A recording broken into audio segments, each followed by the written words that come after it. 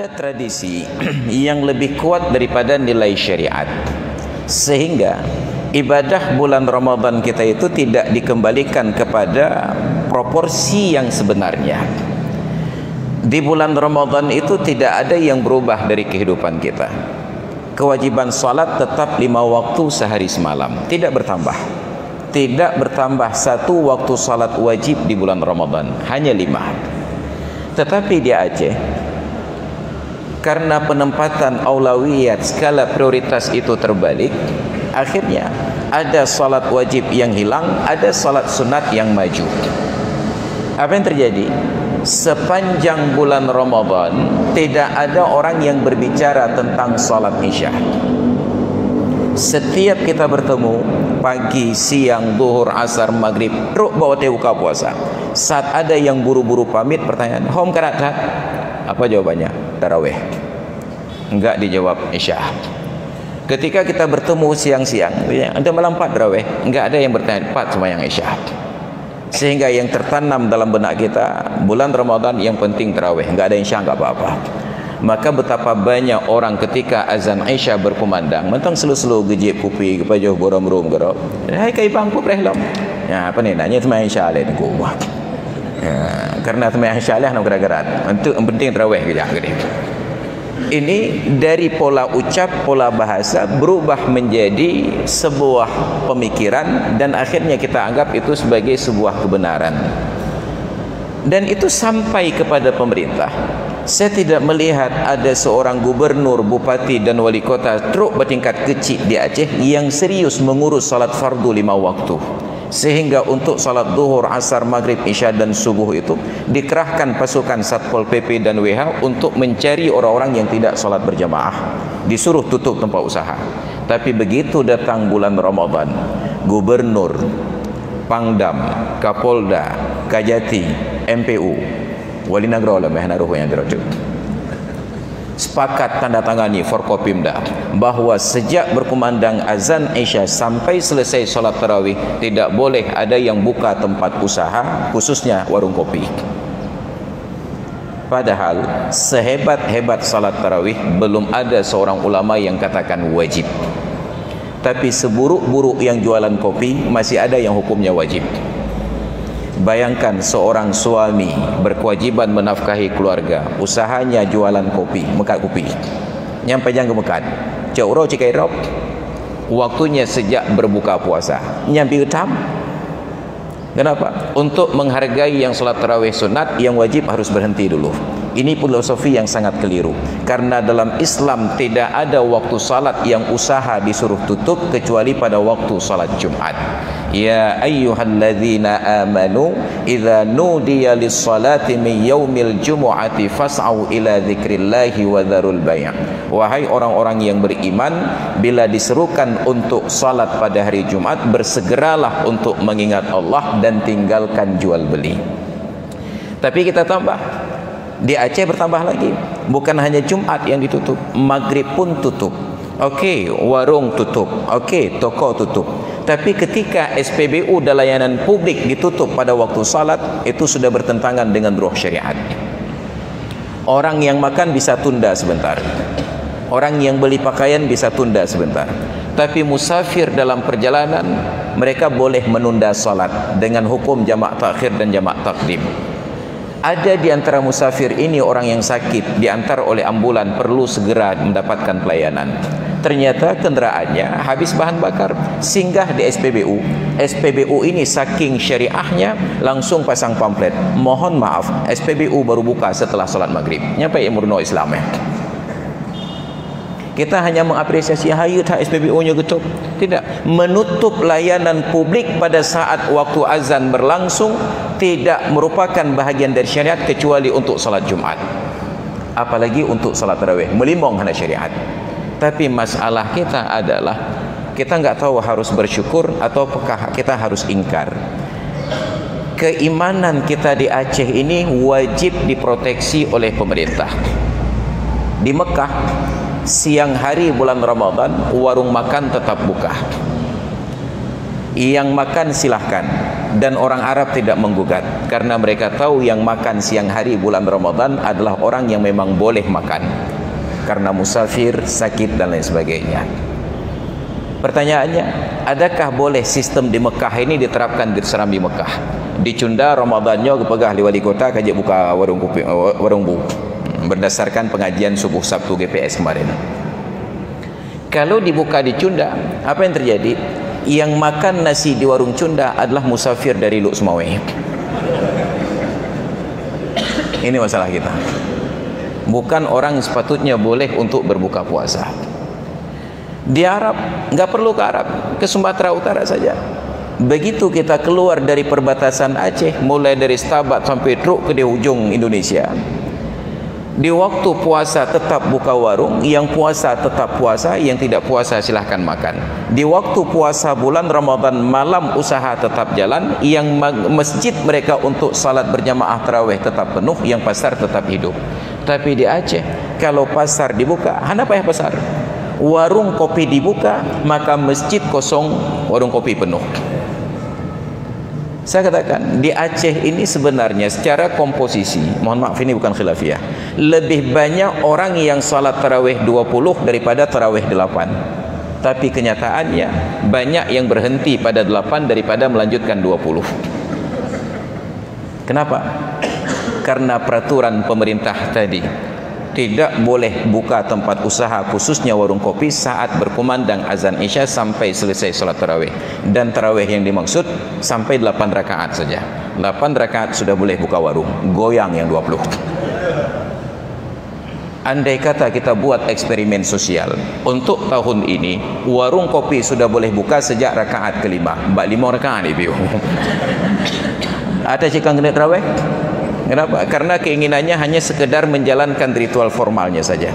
Ini tantangan bagi kita. Maka posisi tantangan ini menjadikan kita masyarakat yang manja, semuanya harus diproteksi. Termasuk yang terakhir kemarin, kanun LKS, Lembaga Keuangan Syariah. Seharusnya dalam kondisi normal, kita bayangkan ketika umat Islam dilarang berbuat zina, kapan kita dapatkan pahala tidak berzina? Ketika peluang untuk berzina itu ada. Tapi kita memilih untuk tidak melakukan. Nyo tengah duduk yang tikaf dalam masjid, nak pahala nak dalam zina? Ada menghapih nampak ada bubut? Tidak ada pilihan. Karena pilihannya adalah meninggalkan.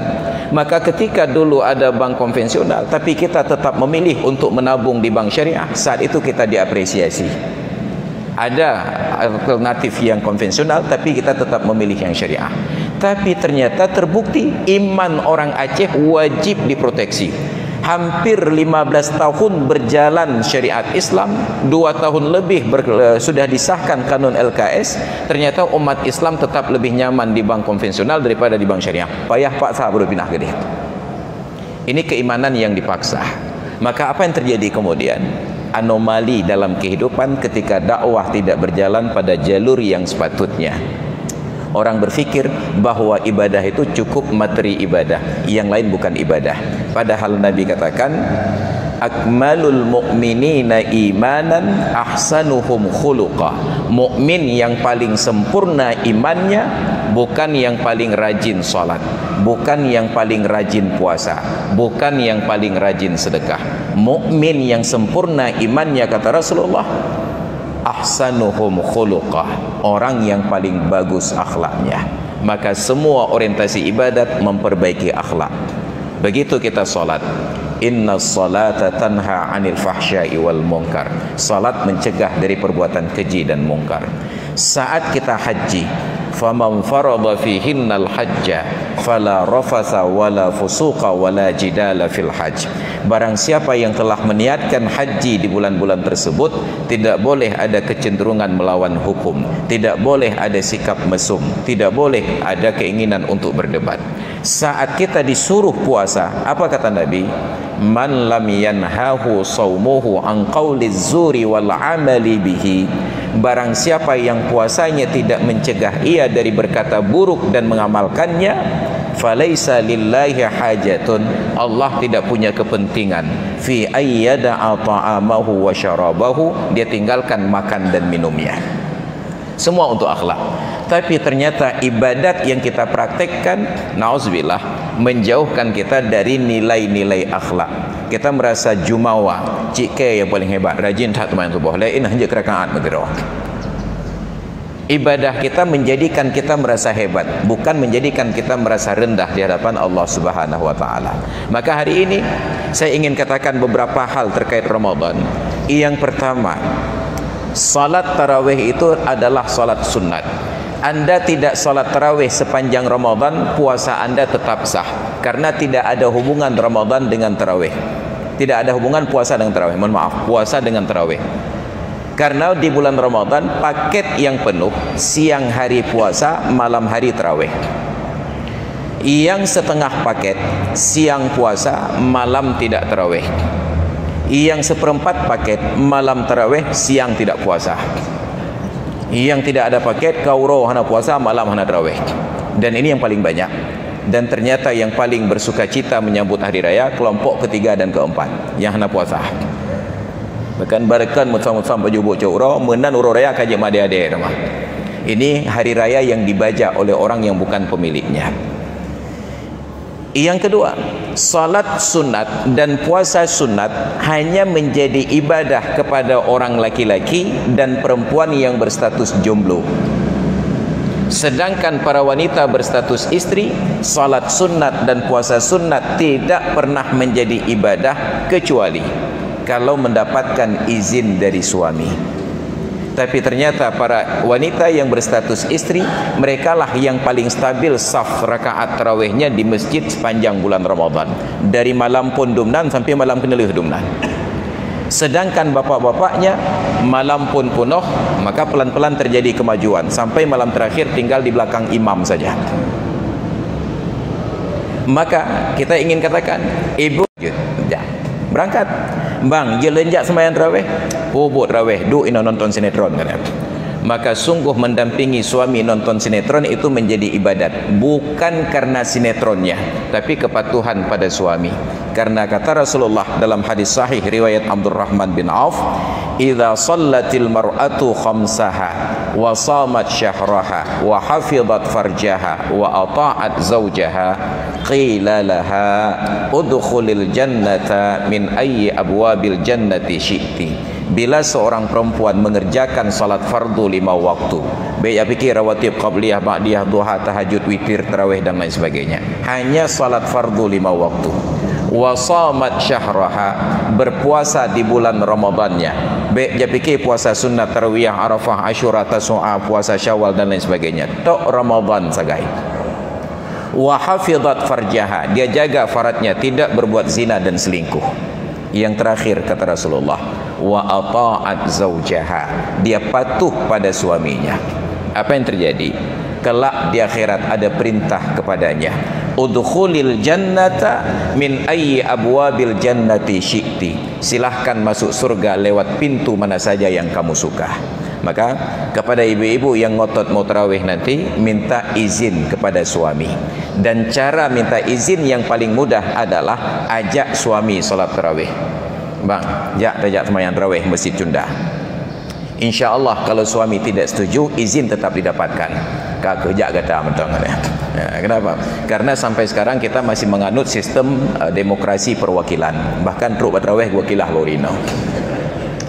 Yang kedua, salat tarawih sepanjang sejarahnya, sejak dari zaman Sayyidina Umar itu dilaksanakan pada 1/4 malam sampai hari ini di Masjidil Haram dan Masjid Nabawi. 1/4 malam. 1/4 malam itu dihitung dari jam 7 sampai jam 5, 10 jam, 2 jam setengah durasinya. Maka dari zaman Sayyidina Umar di Masjid Nabawi sampai sekarang di Mekah itu tetap salat tarawih 1/4 malam. Jam 7 hilup mata uro, 1/4 2 jam setengah, 8 si kurang si tengah. Nanti coba tonton televisi siaran salat tarawih dari Masjidil Haram dan Masjid Nabawi 9.30. Kenapa? Khusus di bulan Ramadan, pemerintah Arab Saudi menyatakan azan Isya dikumandangkan dari jam 9. Walaupun Isya di Arab Saudi jam 8 waktu Arab Saudi. Khusus Ramadan posisi kurang azan 15 menit kemudian baru qamat. 15 menit kemudian baru mulai salat tarawih. Maka di Arab diatur interval waktu azan dan qamat. Untuk salat maghrib 10 menit setelah azan qamat. Zuhur, asar dan isya 15 menit setelah azan qamat. Untuk subuh 30 menit setelah azan qamat. Di Aceh 10 menit setelah azan subuh qamat. Yang lain 5 menit. Padahal pada azan subuh ada kalimat khusus taswib. As-salatu khairum minan naum. Itu bukan pengajaran Rasulullah, nyan bid'ah dan rakaat. Itu improvisasi dari Bilal bin Rabah. Ketika beliau datang ke masjid Nabi, kumandangkan azan subuh, ternyata Nabi masih tidur dalam kamar Ummul Mukminin Aisyah. Gejak sahabat ketegur, wahai Bilal, bek ni bangilai Rasulullah mentang tengut. Apa yang terjadi? Bilal bukannya berhenti, malah gepeka bak kamar Nabi. As-salatu khairum minan naum. Ini kamu ulak-ulak dah abut ni. Kalaulah salah seorang di antara kita dalam posisi Nabi, tamat karir Bilal. Tapi karena Nabi bukan kita, maka Nabi singkapkan tirai beliau, katakan, Bilal besok ulang lagi. Maka seharusnya kalimat as-salatu khairum minan naum kita dengarkan saat kita mesti di atas tempat tidur. Baru kita bangkit mendengarkan janji pahala. Tajak bak kamar mano, toh toh gentut apa yang jadi toh nan. Yang berwuduk kemudian mandi, yang perlu mandi wajib, baru salat sunat qabliyah subuh di rumah, baru berjalan menuju masjid, salat tahiyatul masjid 2 rakaat, baru qamat dan salat subuh. Tapi kalau sekarang anda dengarkan as-salatu khairum minan naum masih di atas ranjang, baru berjalan ke masjid, sampai di masjid sallallahu alaihi wasallam nyandu mekarak kita mau syurga kan, alim kerak gereja. Ini PR. Maka setelah azan isya jam 9, 9.15 baru qamat salat isya, kemudian selesai lanjutkan ba'diyah isya, jam 9.30 baru mulai salat tarawih. Tapi di Aceh ternyata lebih taat dari di Arab. Pukul 8 langsung azan isya, 5 menit qamat, kemudian salat isya dan mulai salat tarawih. 9.30 selesai. Tarawih bukan, qiyamu Ramadan bukan. Kenapa dinamakan qiyamu Ramadan? Dikerjakan setelah bangun tidur. Nyan hana mutirau orang teman tarawihnya yang kalau dengar. Dublet mendum. Disebut tarawih pun bukan. Kenapa? Karena nama tarawih dapat dari 4 kali istirahat. Yusammunahu li'annahum kanu yastarihuna fi kulli 4 raka'atin. Dinamakan tarawih karena mereka istirahat pada setiap 4 rakaat. Kena buat sembahyang katanya qiyamu Ramadan kan, tarawih kan. Pucit pokoknya sembahyang macam. Dan salat ini tidak merujuk kepada ayat dan hadis. Ini hanya merujuk kepada semangat proklamasi. Maka salat tarawih diselenggarakan dengan cara yang seksama dan dalam tempo yang sesingkat-singkatnya. Mawawailuh. Maka kalaulah salat tarawih ingin cepat selesai, saya ingatkan, cara paling cepat untuk selesai salat tarawih adalah setelah salat isya, jangan salat tarawih, selesai. Karena anda tidak salat tarawih, anda tidak berdosa. Tapi salat tarawih bila tidak memenuhi syarat dan rukunnya, anda berdosa. Tapi nak orang pegah cara bagah tarawih tengku menalih takbiratul ihram baik Fatihah terukuk je pakai menan medum tarawih mentong sunat Fatihah tentu lebih sunat lah megah. Dengan model cara mikir. Salat tarawih memang sunat, tapi kalau anda sudah masuk Fatihah menjadi wajib, tumakninah menjadi wajib. Maka ini yang harus kita luruskan. Yang ketiga, salat witir itu instruksi Nabi, ij'alu akhira salatikum bil laili witran. Jadikan salat kalian yang paling akhir di waktu malam itu salat witir. Pemahamannya kita dapatkan dari praktek Abu Bakar dan Umar. Abu Bakar witir dulu baru tidur, Umar tidur dulu baru witir. Getanyang le Nabi, wahai Abu Bakar, kenapa anda tidur witir dulu baru tidur? Apa jawaban beliau? Ya Rasulullah, saya khawatir tidak terbangun sebelum subuh, maka saya witir dulu. Ditanya oleh Nabi kepada Umar, engkau wahai Umar, kenapa tidur dulu? Kata Umar, ya Rasulullah, saya sudah terbiasa terbangun sebelum subuh, maka nanti witir sebelum subuh. Teruk Aceh, jam 9.30 selesai salat tarawih, disudahi dengan salat witir. Padahal positif 97,5% terbangun tengah malam untuk makan sahur. Apa makna witir jam 9.30? Pengumuman kepada malaikat kena terpegah. Wahai malaikat, malamnya hang apa perihli? Hang ku sembahyang li. Walaupun tidak dilarang solat sunat setelah solat witir. Tapi analoginya seperti orang yang makan kenduri. Menyau orang pajuh buka gerah jaro. Yang ketanda hana rencana tamah di. Pertanyaan ji, nagelarang tamah bulu rah jaro? Hana. Hai pegawai tak rah jaro ni ko hana lu rah lenya tamah lau. Hantom tadi ngau orang mana. Menyau ka gerah jaro hana rencana tamah di. Menyau rencana tamah gegantung jaro. Maka ketika ada orang salat tarawih jam 9.30 selesai lanjut dengan witir, dia sedang buat pengumuman kepada Allah dan malaikat, "Hanapa perihli malamnya hang ku sembahyang li?" katanya. Nauzubillah summa nauzubillah. Lalu di mana tuntunan dan di mana keteladanan? Ini menjadi PR. Maka oleh karena itu, supaya ideal agar maghrib kita bisa berjamaah di masjid, salat tarawih ideal dilaksanakan, hendaknya buka puasa di masjid, kemudian kita pulang ke rumah makan malam dan kembali ke masjid ketika sudah tiba waktunya untuk salat isya sekitar jam 9. Tapi di Aceh tidak akan jalan. Saya sudah dorong kepada gubernur PLT pada waktu itu, sampai sekarang belum bisa berjalan. Kenapa? Karena keinginan kita tetap sesuai dengan semangat proklamasi, diselenggarakan dengan cara yang seksama dan dalam tempo yang sesingkat-singkatnya. Yang terakhir, karena waktu, bulan Ramadan yang terbayang di benak kita cuma puasa dengan tarawih. Kita lupa perintah puasa adalah dengan tujuan agar orang-orang kaya merasakan nikmatnya seteguk air dengan sesuap nasi. Kenapa? Karena ada banyak warga miskin yang perlu mendapatkan fasilitas ini. Tapi banyak orang di bulan Ramadan cukup puasa untuk diri sendiri dan salat tarawih untuk diri sendiri, mengabaikan kemiskinan yang ada di sekitarnya. Di malam terakhir Ramadan, 10 hari yang akhir, banyak orang berlomba-lomba i'tikaf di masjid mencari Lailatul Qadar. Mereka berfikir bahwa Lailatul Qadar hanya turun di antara tiang-tiang masjid. Lupa bahwa Lailatul Qadar ada di lorong-lorong sempit ketika ada warga miskin yang tidak punya makanan untuk sahur nanti.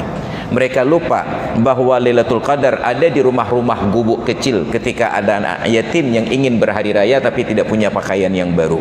Mereka lupa bahwa Lailatul Qadar juga ada di rumahnya ketika istri dan anak-anaknya tidak ada yang peduli tentang pendidikan mereka. Jina bandu musnah Lailatul Qadar di masjid.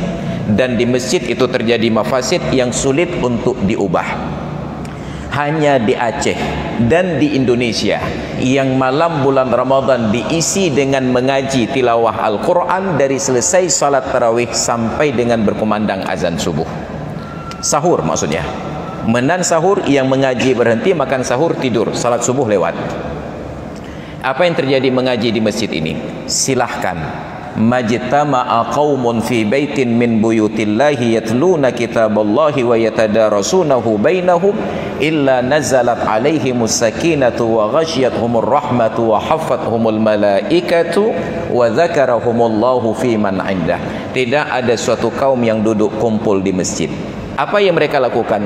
Membaca ayat-ayat Allah dan mempelajarinya, kecuali akan turun ke atas mereka ketenangan, dikelilingi oleh malaikat, diselimuti oleh kasih sayang, dan Allah sebut-sebut mereka pada makhluk di sisinya. Bulan Ramadan, kegiatan mengaji di masjid kita sebut tadarrus. Ingat, tadarrus targetnya paham, bukan khatam. Sedangkan tilawah targetnya khatam. Maka tadarus baru benar, geduk firau orang yang malim, dikelilingi oleh padumrau orang yang lain, gebaca 1, 2, 3 ayat, diulang oleh orang yang lain, diluruskan tajwid, dibenarkan makhraj, kemudian dijelaskan arti, diuraikan tafsir, diambil makna. Walaupun hanya 3 ayat satu malam, tidak mengganggu orang lain. Lalu kita hidupkan mikrofon, buat sampai subuh. Jangankan mikrofon, ketika dulu Rasulullah hidup, beliau i'tikaf 10 hari yang akhir bulan Ramadan dan beliau buat qubbah. Ada semacam kelembu-kelembu dalam masjid. Tiba-tiba terdengar sahabat membaca dengan bacaan keras. Nabi singkapkan tirai kelembu beliau dan beliau tegur, ala fa inna kullakum munajin rabbahu fala yu'dhiyanna ba'dukum ba'da. Ketahuilah masing-masing kalian sedang bermunajat kepada Tuhannya, maka jangan sebahagian kalian mengusik sebahagian yang lain. Nyandum hana pakai mic, menyo pakai mic lagi-lagi habis boleh Nabi. Awakkah kabut masjid apa urang tengah aja deh. Baik tak pegah orang tengok di rumah nacik orang ber, di rumah nacik orang mayang, tapi gara-gara suara mikrofon ini mengganggu. Itu baru suara mikrofon, belum lagi orang yang mengaji tajwidnya salah, wajib ditegur. Orang yang dengar kejap masjid, tengku nyan ayat yang 5 minit benar baca salah, gulang. Tengah kejap wakal tu tengok salah lain, gigi salam, tengku nyan salah cip. Mapa jan tadi mai tengok kan? Ega nyan ber itu Malaysia ke rumah. Mai dia fikir. Maka seharusnya silahkan mengaji. Kalau ingin semangat, nyalakan mic di dalam saja, jangan ganggu orang di luar. Ada orang yang perlu istirahat untuk bekerja besok, ada orang yang sedang sakit perlu dirawat, ada bayi kecil perlu ketenangan. Jangan sampai ibadat kita mengganggu orang lain. Tapi karena tradisi terlalu kuat untuk hal-hal lainnya, be'an lentuan yang pegah Abu Mudi tu Abu Mudi tu nak yang cik katalah je ubat abunya apa. Kenapa? Karena tradisi yang terlalu kuat. Maka hadirin sekalian yang dirahmati Allah, karena waktu pula sudah 43 menit saya berbicara, karena tadi MC Master of Ceremony menyatakan ada sesi diskusi dan tanya jawab, maka kita tetap sediakan sesuai dengan undang-undang yang berlaku. Nyo sengaja lempu panjang pegah apa jetnit wate demanyong. Maka sesuai dengan peraturan saya kembalikan kepada moderator untuk memimpin kegiatan berikutnya. Silakan. Mengingat waktu, mungkin kami buka satu pertanyaan, ya. Ada yang ditanyakan bahwa yang bertanya tidak mengenai khilafiyah. Baik, pada jemaah ada yang menanyakan.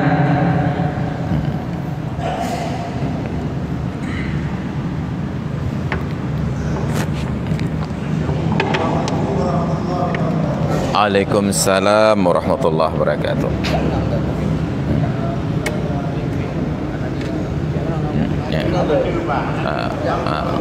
Hana teruk dah lo. Ini sudah macam. Silakan. Yang saya ingin tanyakan dari sekali tentang bagaimana fungsikan MPU dengan MA tadi. Ada. Oh ya. Dan ada istilah anomali yang atau baik. Iya, pertanyaan dari orang tua kita ini terkait dengan tugas dari MPU dengan MAA tadi. Ada pada praktiknya wilayah MAA ternyata sudah dilaksanakan oleh MPU. Ini sebenarnya bukan keinginan MPU dan bukan pula penolakan dari MAA. Hanya kondisi yang terjadi di masyarakat, kita ingin efisien dan efektif, diselenggarakan dengan cara yang seksama dan dalam tempoh yang sesingkat-singkatnya. Maka oleh karena itu, untuk meluruskan kembali, setiap kali ingat sesuatu, kembalikan kepada ahlinya. Karena rusak dan kiamat dunia itu ketika pekerjaan diserahkan bukan kepada ahlinya. Idza wusidal amru ila ghairi ahli fantadris sa'ah. Maka sebagai pelengkap saja, saya itu sebenarnya paling tidak suka diundang untuk acara pesiju. Bukan tidak setuju, hanya tidak suka kalau saya yang melakukannya. Tapi kadang-kadang untuk menghargai pihak-pihak yang sudah mengundang, saya ikut melakukan. Paling menyakitkan suatu ketika saya diundang di sebuah instansi pemerintah untuk tausiah pelepasan jemaah haji. Rupanya nak pesiju. Karena hana orang lain guyup pesiju tu balen. Dengan segala berat hati saya hargai tawaran tersebut. Saya pesiju 1, 2 sampai ke seorang ibu-ibu. Ini gelar akademiknya doktor. Beliau sudah bekerja di pemerintah. Ketika saya ingin pesiju beliau bulukat tajuk bulukat. Gitulah padi kena tertipu padi hana getrimong kena tajuk i yang getrimong. Len temenaklah timnya kena pemalai kau pakai lagi nyo. Saya pun bukan suka sekali je pesiju kan, tapi setidaknya hargailah orang yang sudah berusaha untuk menghargai. Nah, ini menjadi persoalan. Dan mudah-mudahan bapa-bapa dan ibu-ibu tidak pernah mengalami pesiju yang tragis yang pernah saya alami. 2003 saya pulang dari Mesir, liburan musim panas.